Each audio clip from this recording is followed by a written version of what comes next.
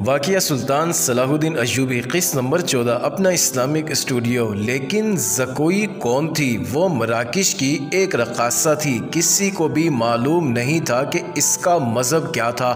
وہ مسلمان نہیں تھی، وہ عیسائی بھی نہیں تھی۔ جیسا کہ کہا گیا ہے، پہلے ہی علی بن سفیان سلطان کے انٹیلیجنس، جاسوسی اور سراغ رسانی کا سربراہ تھا، اور اسے دوسروں کے راز معلوم کرنے کے کئی ڈھنگ اختیار کرنے پڑتے تھے۔ صلاح الدین اس کو اپنے ساتھ مصر لایا تھا۔ یہاں آ کر معلوم ہوا کہ یہاں کا سالار ناجی نہایت ہی شیطان اور سازشی ہے۔ اس کے اندرونی حالات معلوم کرنے کے لیے علی نے جاسوسوں کا ایک جال بچھا دیا۔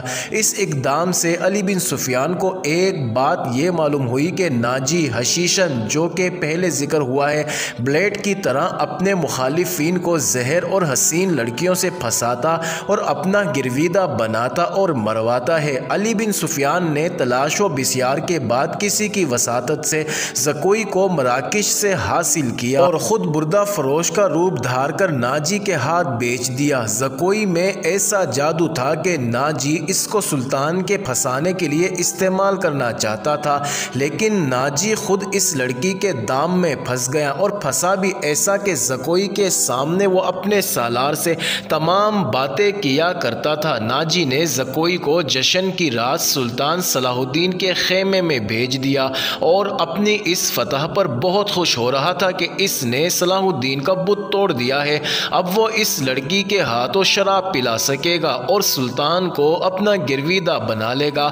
مگر ناجی کو بھی علم نہیں ہو سکا کہ زکوئی سلطان ہی کی جاسوسہ تھی۔ زکوئی سلطان کو اسی رات رپورٹیں دیتی رہی اور سلطان سے ہدایات لیتی رہی۔ زکوئی سلطان کے خیمے سے نکل کر دوسری طرف چلی گئی تھی، جہاں زکوئی کو سر منہ کپڑے میں لپیٹا ایک آدمی ملا تھا۔ وہ آدمی علی بن سفیان تھا، جس نے زکوئی کو مزید کچھ اور ہدایات دی تھی۔ اس کے بعد زکوئی ناجی کے گھر سے باہر نہ نکل سکی، جس کی وجہ سے وہ علی کو کوئی رپورٹ نہ دے سکی۔ آخر کار اس کو اسی رات موقع مل گیا اور وہ ایسی رپورٹیں لے کر پہنچی جس کا علم صرف اللہ ہی کو تھا۔ یہ زکوئی کی بد نصیبی تھی کہ زکوئی کے خلاف حرم نے صرف اس لیے سازش ہوئی کہ اس نے ناجی پر قبضہ جمایا ہے۔ یہ سازش کامیاب رہی اور زکوئی قتل ہو گئی، لیکن مرنے سے پہلے وہ تمام اطلاعات سلطان تک پہنچانے میں کامیاب رہی۔ ناظرین، زکوئی کے مرنے کے کچھ عرصے بعد وہ معاوضہ جو علی بن سفیان نے زکوئی کے ساتھ طے کیا تھا، سلطان کی طرف سے انعام اور وہ رقم جو علی بن سفیان نے ناجی سے بردہ فروش کی صورت میں ناجی سے وصول کی تھی، مراکش میں زکوئی کے معذور والدین کو ادا کر دی گئی۔ موت کے اس رات کے ستارے ٹوٹ گئے اور جب صبح ہوئی تو علی بن سفیان 8 سواروں کے ساتھ انتہائی تیز رفتاری سے شمال مشرق کی طرف جا رہا تھا۔ آبادیاں دور پیچھے ہٹتی جا رہی تھی۔ علی کو معلوم تھا کہ شاہ فرینک کے ہیڈ کوارٹر تک پہنچنے کا راستہ کون سا ہے۔ رات انہوں نے ہوئے بھی تازہ دم لگتے تھے۔ دور کھجور کے چند درختوں میں علی کو 2 گھوڑے جاتے نظر آئے۔ علی نے اپنے دستے کو راستہ بدلنے اور اوٹ میں ہونے کے لیے ٹیلوں کے ساتھ ساتھ ہو جانے کو کہا۔ علی صحرا کا رازدان تھا، بھٹکنے کا کوئی خدشہ نہ تھا۔ علی نے رفتار اور تیز کر دی۔ اگلے 2 سواروں اور اس دستے کے بیچ کوئی 4 میل کا فاصلہ رہ گیا۔ یہ فاصلہ تو طے ہوا، لیکن گھوڑے تھک گئے تھے۔ وہ جب کھجوروں کے درختوں تک پہنچے تو 2 سوار کوئی 2 میل دور مٹی کی ایک پہاڑی کے ساتھ جا رہے تھے۔ ان کے گھوڑے بھی شاید تھک گئے تھے۔ دونوں سوار اترے اور نظروں سے اوجھل ہو گئے۔ وہ پہاڑیوں کے اوٹ میں بیٹھ گئے ہیں، علی نے کہا، اور راستہ بدل دیا۔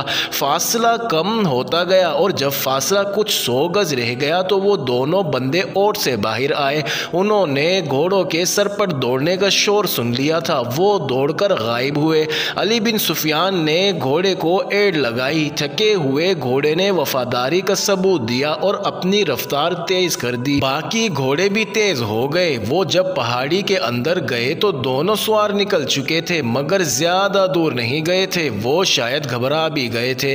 آگے ریتیلی چٹانیں بھی تھی، انہیں راستہ نہیں مل رہا تھا، کبھی دائیں جاتے کبھی بائیں۔ علی بن سفیان نے اپنے گھوڑے ایک صف میں پھیلا دیے اور بھاگنے والوں سے 100 گز دور جا پہنچا۔ ایک تیر انداز نے دوڑتے ہوئے گھوڑے سے تیر چلایا جو ایک گھوڑے کے ٹانگ میں جا لگا، گھوڑا بے لگام ہوا۔ تھوڑی سی اور بھاگ دوڑ کے بعد وہ دونوں گھیرے میں آ گئے تھے اور انہوں نے ہتھیار ڈال لیے۔ سوال جواب پر انہوں نے جھوٹ بولا اور اپنے آپ کو تاجر ظاہر کرنے لگے، لیکن جیسے ہی تلاشی لی گئی تو وہ تحریری پیغام مل گیا جو ناجی نے ان کو دیا۔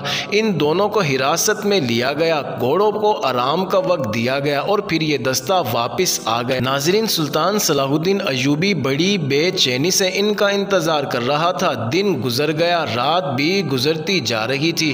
آدھی رات گزر گئی، ایوبی لیٹ گیا اور اس کی آنکھ لگ گئی۔ سحر کے وقت دروازے پر ہلکے سے دستک پر ایوبی کی آنکھ کھل گئی۔ دوڑ کر دروازہ کھولا تو علی بن سفیان کھڑا تھا، اس کے پیچھے 8 سوار اور وہ 2 قیدی کھڑے تھے۔ علی اور قیدیوں کو سلطان نے اپنے سونے کے کمرے میں ہی بلا لیا۔ علی سلطان کو ناجی کا پیغام سنانے لگا۔ پہلے تو سلطان کے چہرے کا رنگ ہی پیلا پڑ گیا، پھر جیسے خون جوش مار کر سلطان کے چہرے اور آنکھوں میں چڑھ آیا۔